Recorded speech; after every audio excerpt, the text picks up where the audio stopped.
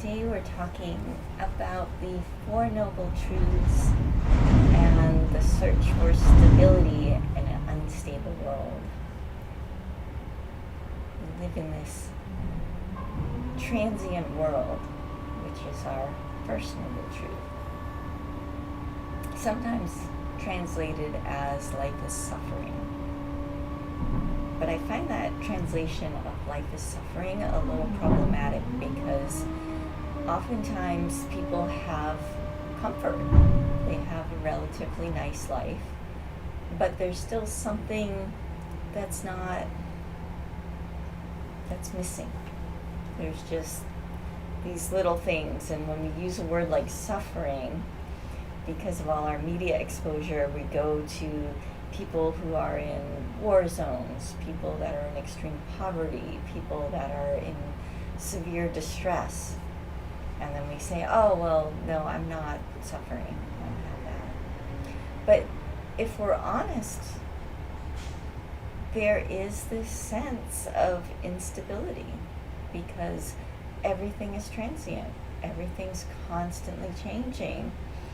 And there's this part of our mind that wants it to remain the same. And in fact, the way our mind states work is it creates this illusion that everything is the same. It plays this really interesting trick when we enter into a particular mind state where we fully believe this is how I've always perceived the world. This is just how it is. And then when we come up to somebody who's seeing life from a completely different perspective, it throws us for a loop. We're like, wait, what do you mean? And either we dig our heels in tighter and we firm up that illusion of like, no, this is how it is, and then we do everything we could possibly do to convince the other person who like pushed on our perception to believe that no, this is how life is. It really, really is. And then this tension, this pushing back and forth, creates a type of suffering. And there's also the suffering that happens when we actually accept that, oh, life isn't the way I thought it was. It's completely different. And now I feel totally unstable. I don't know where my feet go. I don't know how to interact with anything because it's all different than how it was. And again, so that creates a type of suffering. And this transitory world is always changing. It's always moving. The pieces are blinking in and out of existence. Our own perceptions, if we pay attention, are shifting and changing. And like I said, our mind plays this game where, our perception starts to drift and change, and then something in us just snaps it back. And sometimes it takes a whole lot for us to be convinced that, oh no, the world is not an angry place. I was just viewing the world through anger, or whatever your flavor of mind state of the day happens to be. So what creates this suffering? What is it that's actually making us suffer? Because it's not the transitoriness of existence. That's just the fact of life. That's just how life is. And it's our resistance to that. It's our attachment or clinging to making life the same every day. That's what creates this sense of suffering. Make sure I can put up. So this attachment to the transitory is what causes this suffering. We either become comfortable with something and we know how it's going to be, we like it, we enjoy it, and so we want it to be that way all the time. Like maybe we get a shiny new car, and it's everything we ever thought it would be, and then all of a sudden a bird comes by and poops all over it. We're like, no, my car's all dirty, it's gonna get ruined from the acids, and we have this moment of displeasure. Or, which is more common in kind of a twisted way of human life, is we become accustomed to a very uncomfortable and unpleasant situation, and we cling to it, not because we're enjoying it, but because we know where our feet go. We feel stable. We know how uncomfortable and painful it's going to be. So we stay in that situation, and we do everything that we can to perpetuate that situation, because we're trying to create this sense of stability. So this is the second noble truth. This attachment to the transitory is what actually causes suffering. We tend to avoid this truth because we make it about trying to fix this sense of instability. We say, well, I'm unhappy because the birds pooped all over my brand new car, and so to make myself happy, I'm going to go wash my car. And then you'll be happy for 5 minutes, and then something else will get your car dirty. That might rain, or you might, somebody might drive by through a mud puddle right next to it and splash stuff all over it, and then you'll be upset again, and now you got to wash it again. And this is the cycle that we go through over and over and over again. It drives us crazy. So we spend our lives trying to fix everything, trying to make the transitory stable. But if we dig a little bit deeper, we can finally discover that there is a way out of suffering. This is the third noble truth. Or like what I like to call the Four Noble Truths is the Buddha's sales pitch. Why you should practice. Because we're telling you, hey, there's a way out. For $9.99. And this is the third noble truth. And then the fourth noble truth is awareness is the path. So the way out is through awareness.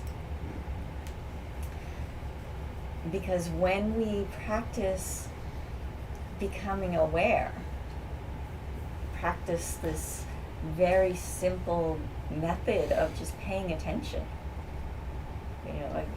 That's the whole path. Just pay attention. That's all Trikaya Buddhism is. It's very, very simple.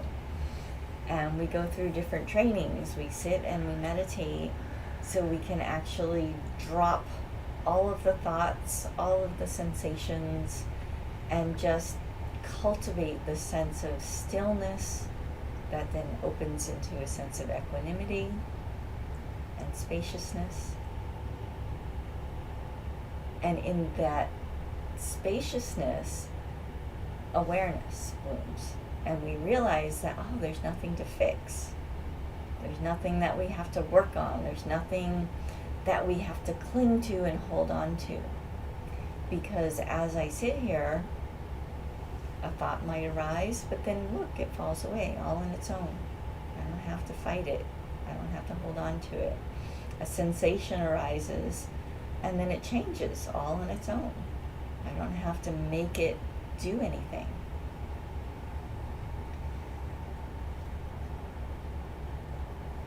When we're not sitting in meditation, it's essentially the same practice, but we call it mindfulness, just to differentiate it in our mind.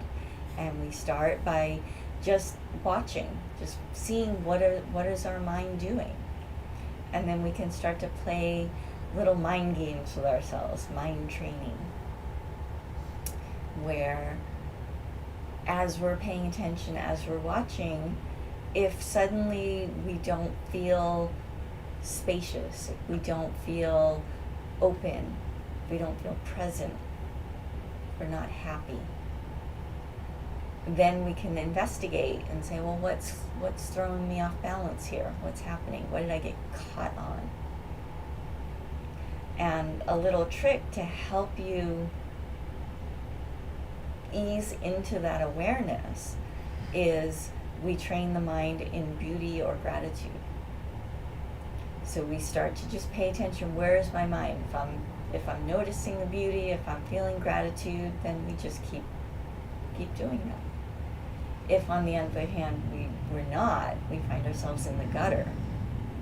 And we're just noticing how horrible things are, how unstable we feel, how much we're clinging to things. And then we take a moment and say, okay, what in this present environment is beautiful? Is it the color of the carpet? Is it a tree? Is it a sound of birds? The sound of music? Whatever we can kind of hone in and find that is beautiful. And if there's nothing that's beautiful, we also have gratitude. We can say, oh, I'm so grateful I can breathe. Because if you're not breathing, you're dead. So that's always available to you. You can always have gratitude just to be able to breathe. And we focus in on that gratitude of life, of just being here. And when we do this repeatedly, we actually build a habit. So when we get completely caught up and lost in trying to force life into what we want it to be, and we try to keep fixing things, when we catch ourselves out there washing the car for the 10th time because it got dirty in a day. I mean, you should wash your car every so often, it'll last longer. But if we're doing it obsessively, or whatever it is that we're obsessed with, if we've been doing this practice of beauty or gratitude long enough, then our mind just automatically goes there. It catches us in what we could call a low state, a contracted, an unhappy state, and just quite naturally we'll start to notice, like, oh wow, that's a really beautiful throat quill, you know, or oh wow, I really like the color of that car that just cut me off. And sometimes there'll be this kind of double take in our mind, because we'll be like, no, I should be mad that that guy just cut me off. But wait, because I have this new habit of noticing beauty. I noticed it, and that feels better than focusing on the anger or the displeasure of things not going my way. So we play this mind game with ourselves, to cultivate these states of beauty and gratitude. And in doing so, our awareness starts to expand. It's just an interesting fact that when you're in a higher and happier state, in a state of beauty, in a state of gratitude, your awareness opens and you notice more. You feel more spacious. There's more room to experience things. Whereas when you're in a lower mind state, when you're cultivating anger, you're drinking one of the poisons of hate or ill will, your awareness contracts and your world gets very, very small, and all you see is your problems and the difficulties that you face. So this is why we take the time to cultivate these higher states of beauty and gratitude, because our awareness expands. And that's ultimately what the path is about just opening our awareness in a very gentle and natural way. We can't force it open. I suppose you could try, but that usually doesn't go well. But we just do it in this very natural way. And when we live in this sense of openness, this natural equanimity arises. Again, it's not something that you just wake up one day and say, I'm going to have equanimity today. I suppose you could make that your challenge. Today I'm going to have equanimity. But I think you'll just drive yourself crazy, because then you'll beat yourself up every time you're not feeling equanimity. So I don't recommend that. I recommend instead just to let it arise naturally by using these tools of paying attention, of cultivating beauty and gratitude, and just noticing your awareness expanding. I know, Jyoti, when you first started practicing, had that wonderful experience of noticing the jacaranda trees for the first time. You lived here for, what? 15 years. And every year in San Diego, these beautiful trees have these amazing purple flowers that are all over San Diego. They're just everywhere you drive, at a certain time of year, these glorious purple flowers. And I remember he and his friend came into class one day and they're like, we never noticed these purple flowers. They're beautiful. They're everywhere. And that's the natural thing that happens, is we notice things change, and instead of that acting out of that fear base of, oh my God, things are changing, I gotta hunker down and hold on tight, if we're in this state of beauty and gratitude, we notice the beautiful things that are changing. We notice the wonderful things that are happening for us. So we start to actually be able to embrace that transitory nature of life. We find that instead of feeling unstable, we're able to kind of start surfing the changes. Now, when we practice, we start to make our practice a sense of stability. That's what this the Four Noble Truths sales pitch is all about, right? Because we know that there's suffering. We know everything's transitory. It's all changing. We know that there's attachment to this changing.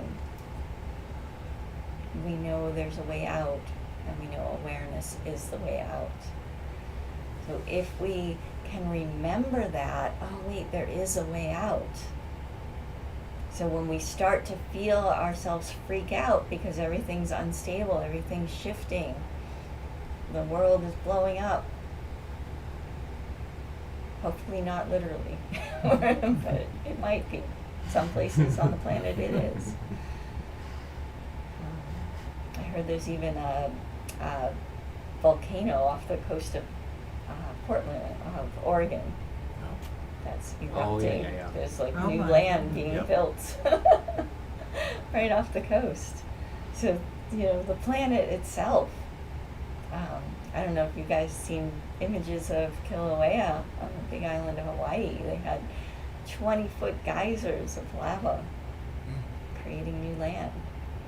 So there's all of this change happening, and we can't stop it.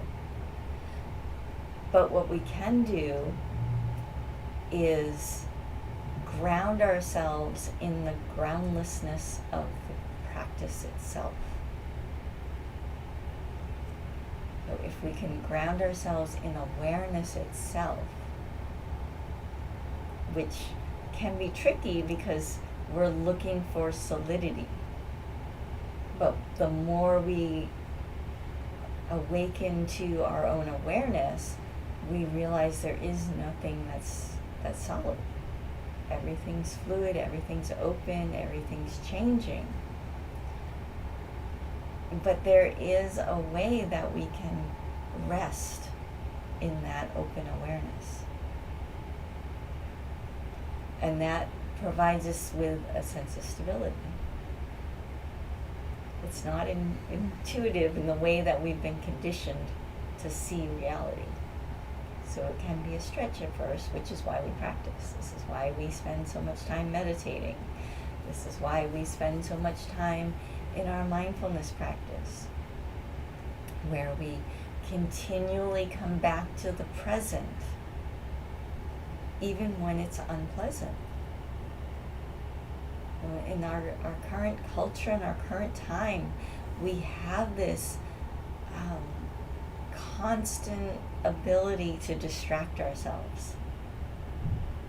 We can pull out our phone and watch 50 different videos in less than a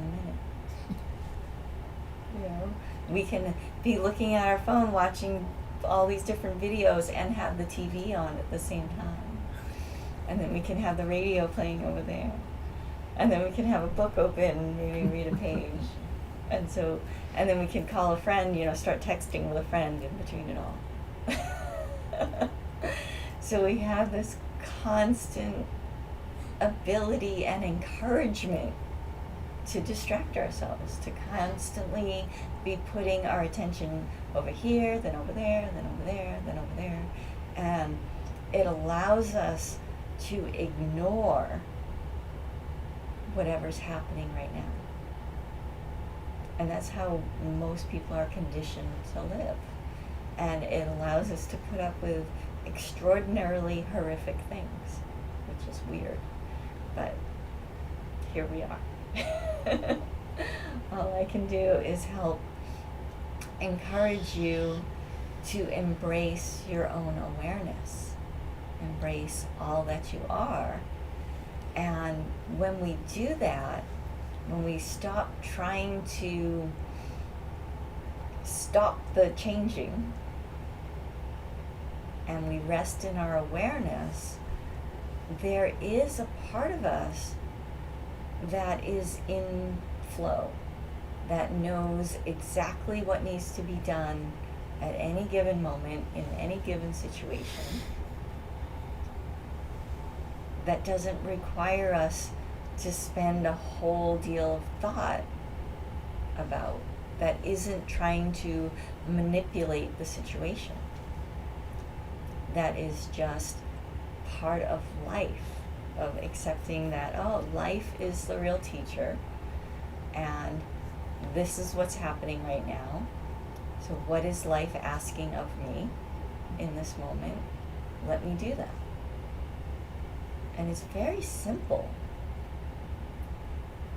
But what makes it hard is we kind of step in between that process of natural, spontaneous action. We short circuit it because we have this illusion that we can control the world. We think that we're actually in control of everything that's happening. And how terrifying to realize that we're not. Now, that doesn't mean we can completely abdicate all responsibility for our being, because it doesn't work that way either. Because, as I said, there are things that we do that are spontaneous, natural action. So holding ourselves and sitting like a statue and just, tensing up and shutting down isn't the path either. That's just another way of trying to control, right? So there's this wonderful flow that we are, and there's no way we can stop it, although we try like hell to do that. We constantly try to manipulate the flow and say, well, I really, really want this to happen. And so we like push all of our attention into what we want to happen. There's whole schools of thought where that's how you're supposed to live, is just keep reaching for what you want to happen. And I I can't say that that's wrong, because maybe that is your natural flow, reaching for that. But there is this very quiet, very still part of your being that knows.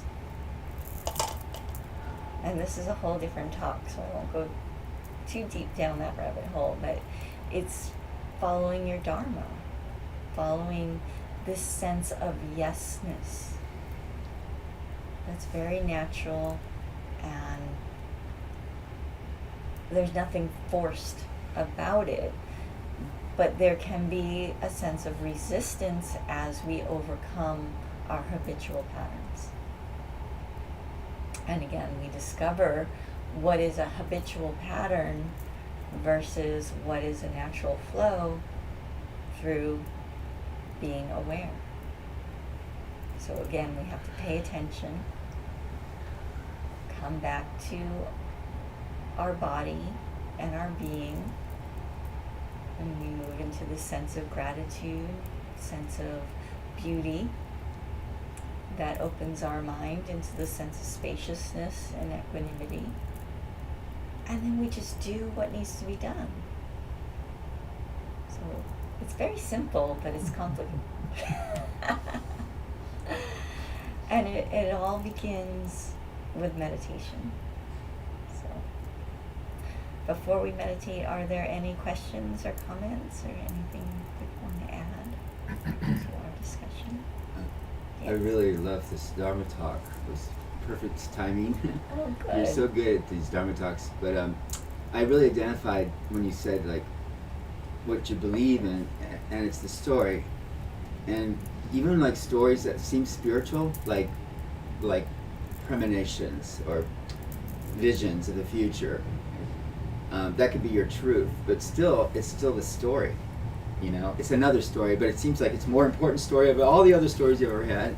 But still, it's putting your bank account investment into a bank that's wrong, because it's the story bank.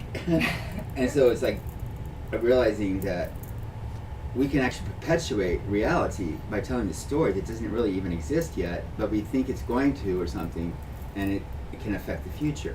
So it's better to be like neutral and just even witness that part that's like the real story, because there's always going to be even a better story after that one. Like a political person will see, but only on a political level, mm-hmm. Democratic, spiritual person, but then you go beyond all story and you're like, wait a minute, there's no security in story ever. So it was very helpful. Thank you. You're welcome. Yeah, I'm glad you brought up the story thing, because our minds love stories. That's how we find truth in that. This yeah. is an illusion. Exactly. Well, yeah. that storyline is how we perpetuate that sense of stability. Which is right? We tell ourselves the story, and this is why that happened, and this is why this is happening, and this is why that's happening. And 90% of it might only be happening in your mind. 99%. Sometimes 99%, exactly. And ultimately, the story really doesn't matter. What matters is right now. And when we can let go of the story and just allow ourselves to be done. It's like, I'm not the doer, I am being done. And but we like to be the storyteller, right? We like to be the architect. We want to manipulate reality. And we have that ability to an extent to influence and manipulate our reality, but it's not truth. But Dharma talks is closest to the truth, right? It points the way to the truth. And right, that's why Rama students are really good explaining this stuff, because some students really are of other pathways, but he encourages us to be authors, which you're an amazing author, because you're a good communicator and you're good at storytelling. But it's Dharma stories, which is closest to the truth of no story. You know what I mean? Right. Well, sometimes we need that story. Yeah, just to get you to the jump. next. Yeah. It's like the old story of the finger pointing at the moon. It's not about the finger. We're trying to perceive the moon. So very good. But let's do some meditation now. We'll do, let's see, 3 songs. So that way we can have a little time on each of the main chakras. So we'll start on the navel center, which is your center of power and organization. So we'll allow our attention just to rest a little bit below your belly button. Don't try to make anything happen. Just observe and see what's there. See what kind of thoughts arise and fall away. See what kind of sensations arise and fall away. Maybe nothing will happen. But just let yourself kind of rest your attention just on that part of your belly. Then the second song, move up to the heart and allow your attention to rest in the center of your chest. That's your center of generosity, of balance, silliness. And just let your attention rest there. And again, observe, see what kind of impressions arise and fall away without clinging to any of them. And then finally on the third song, move up your attention to the third eye, between your eyebrows, a little bit above. And let your attention rest there in the center of clarity, the center of stories. And just allow whatever arises to arise and let it fall away. Don't cling to any of it.